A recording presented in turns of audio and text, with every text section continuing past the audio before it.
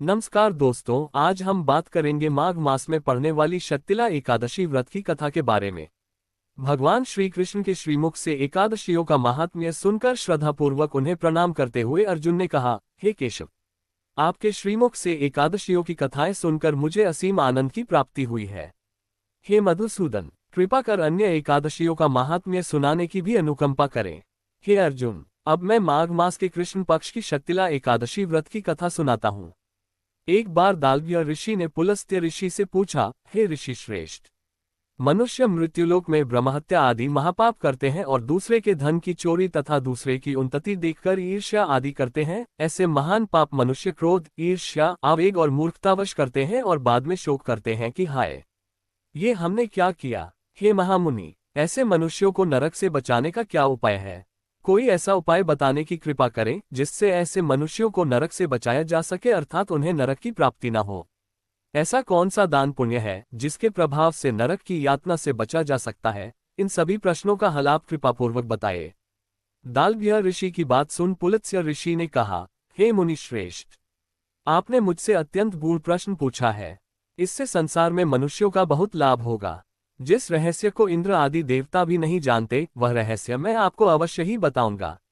माघ मास आने पर मनुष्य को स्नान आदि से शुद्ध रहना चाहिए और इंद्रियों को वश में करके तथा काम, क्रोध, लोभ, मोह, ईर्ष्या तथा अहंकार आदि से सर्वथा बचना चाहिए। पुष्य नक्षत्र में गोबर, कपास, तिल मिलाकर उपले बनाने चाहिए। इन उपलों से 108 बार हवन करना चाहिए। जिस दिन मूल नक्षत्र और एकादशी तिथि हो, तब अच्छे पुण्य देने वाले नियमों को ग्रहण करना चाहिए। स्नानादि नित्य कर्म से देवों के देव भगवान श्रीहरि का पूजन व कीर्तन करना चाहिए। एकादशी के दिन उपवास करें तथा रात को जागरण और हवन करें।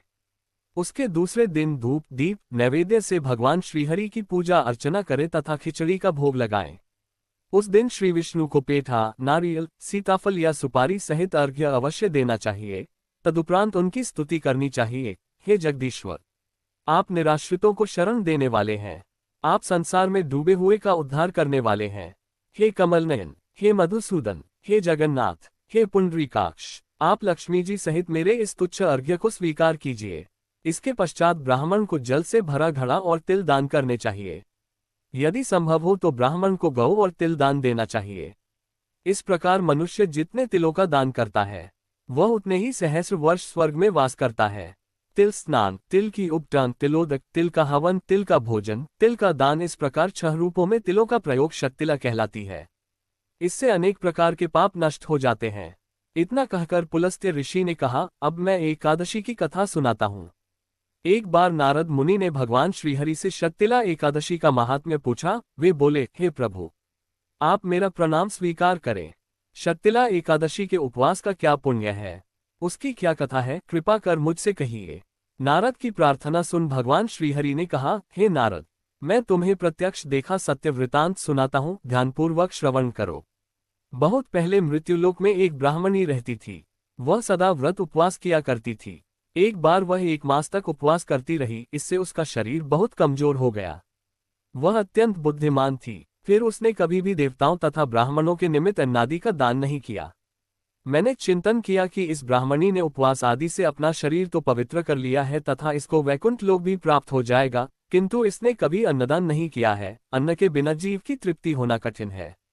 ऐसा चिंतन कर मैं मृत्युलोक में गया और उस ब्राह्मणी से अन्न की भिक्षा मांगी। इस पर उस ब्राह्मणी ने कहा, हे योगीराज, आप यहाँ किस लिए पधारे हैं?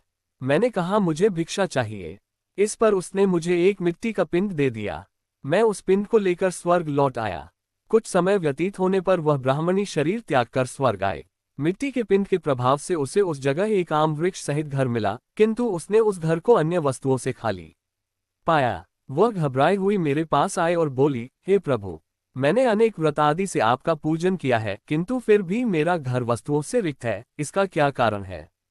मैंने कहा, तुम अपने घर जाओ और जब देव स्त्रियां तुम्हें देखने आए, तब तुम उनसे शक्तिला एकादशी व्रत का महात्म्य और उसका विधान पूछना। जब तक वह न बताए तब तक द्वार नहीं खोलना। प्रभु के ऐसे वचन सुन वह अपने घर गई और जब देव स्त्रियां आई और द्वार खोलने के लिए कहने लगी, तब उस ब्राह्मणी ने कहा, यदि आप मुझे देखने आए हैं तो पहले मुझे शक्तिला एकादशी का महात्म्य बताएं। तब उनमें से एक देव स्त्री ने कहा, यदि तुम्हारी यही इच्छा है तो ध्यानपूर्वक श्रवण करो, मैं तुमसे एकादशी व्रत और उसका महात्म्य विधान सहित कहती हूँ। जब उस देव स्त्री ने शक्तिला एकादशी का महात्म्य सुना दिया, तब उस ब्राह्मणी ने द्वार खोल दिया। देव स्त्रियों ने ब्राह्मणी को सब स्त्रियों से अलग पाया। उस ब्राह्मणी ने भी देव स्त्रियों के कहे अनुसार शक्तिला एकादशी का उपवास किया और उसके प्रभाव से उसका घर धन्य धान्य से भर गया। अतः हे पार्थ, मनुष्यों को अज्ञान को त्याग कर शक्तिला एकादशी का उपवास करना चाहिए। इस एकादशी व्रत के करने वाले को जन्म जन्म की निरोगता प्राप्त हो जाती है।